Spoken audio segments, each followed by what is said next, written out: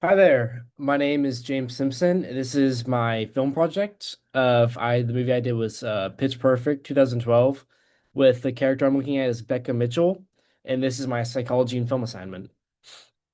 Description, a little bit about the movie. Becca Mitchell is a freshman going into college, and she's at Barden University, and she's an introvert. She's kind of by herself, isolated at times. She's really into music, and she likes to kind of DJ, make some mashups of songs. And so that's kind of like what she does in her free time. And she has some relationship problems in the movie. Struggles with her dad. She doesn't really get along with her roommate and her little boyfriend, talking stage, Jesse. She has some hard times having a relationship with him. The setting, it's at Barnard University, college. She joins the Barden Bellas, a little a cappella group, because her dad like makes her do stuff. And she has a job at the radio station and she'll help play music there. My diagnosis for her is adjustment disorder. And this needs an identifiable stressor, symptoms of sadness with or sadness withdrawal, having a hard time functioning. There's significant but not criteria for major depressive disorder. Emotional behavior reaction is out of proportion to the stressor. So she kind of has this from starting college, and her dad's really pressuring her to kind of branch out and make new friends. And she wasn't really all in on college, and so she's just having a hard time getting adjusted to that. And so I think she would be good if she had a therapist. That would have been a good thing in the movie, but I think a therapist would agree with me on this diagnosis. Diagnosis culture, different culture, and Sigma. I think it could be diagnosed in our culture because it's very similar in today's to college in today's day and age. And I also find it relatable with kind of the things she went through. She got the symptoms in college and was sad and isolated and kind of by herself and kind of shut people out and didn't really want to make new relationships. In a different culture, I could see it not applying as much as there's different struggles and problems that others have and deal with.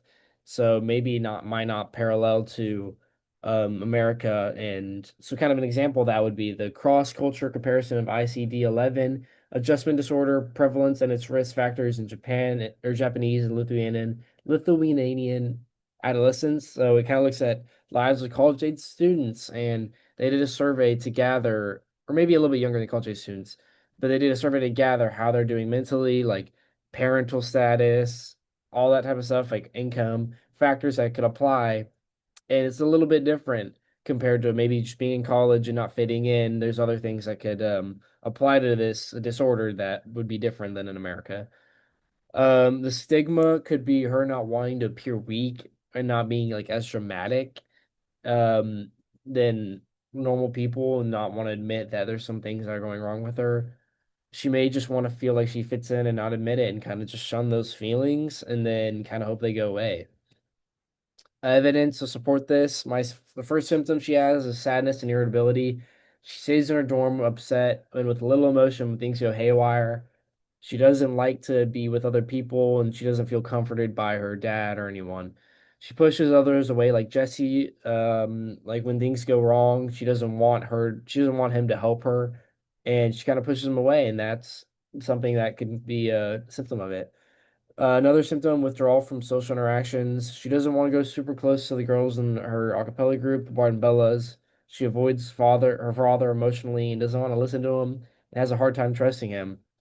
Symptoms she really doesn't have is a significant impairment of self-care. She's normal with eating, sleeping, taking care of herself, does school perfectly fine, keeps herself up to a normal living standard.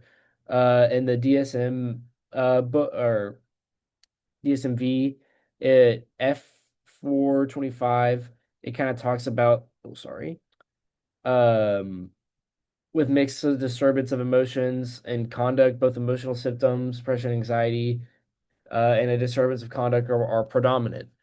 And that was in the American Psychiatric Association. And then in the study, I was very sad but not depressed. Phenomenological differences between adjustment disorder and a major depressive episode. This looks at the differences and symptoms of these two disorders and how it all applies. And so it kind of just shows the difference between more serious depression and kind of just the adjustment disorder that she kind of goes through. The treatment plan that I came up with for her would be the cognitive behavioral therapy. It would help with engagement in fun things, cognitive skills, and helping with coping strategies for transitioning, like going into college and struggling to kind of just fit in. Works great against negative thinking and emotional connections. The study in the paper, Adjustment Disorders as Stress Response Syndromes, a new diagnostic concept and its exploration in medical sample, looks at the effects of this therapy and the methods used to support it. Ethical concern, I could see confidentiality with her dad. Maybe he would go too far and want to kind of know more about what she's talking about with her therapist. And that could be something that she is held back from her. And she also might not want to trust a therapist. A barrier to the situation could be not her not wanting to go to therapy or wanting her to be more independent and on her own.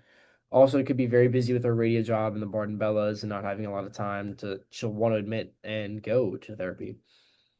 Broader perspectives. I think it's an accurate portrayal. It's she's sad at times. She's definitely isolated. She isolates herself, and she has a hard time connecting. And it's three perfect examples: her dad, boy, and her roommate that she doesn't really connect with at well at all. And even in the Barton Bellows group, she doesn't connect well with the leader, and they kind of clash at times.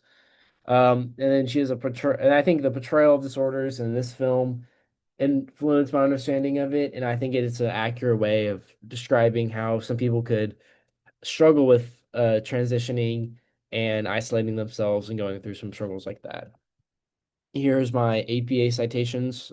Like I said, the three studies we looked over and the DMS, and thank you.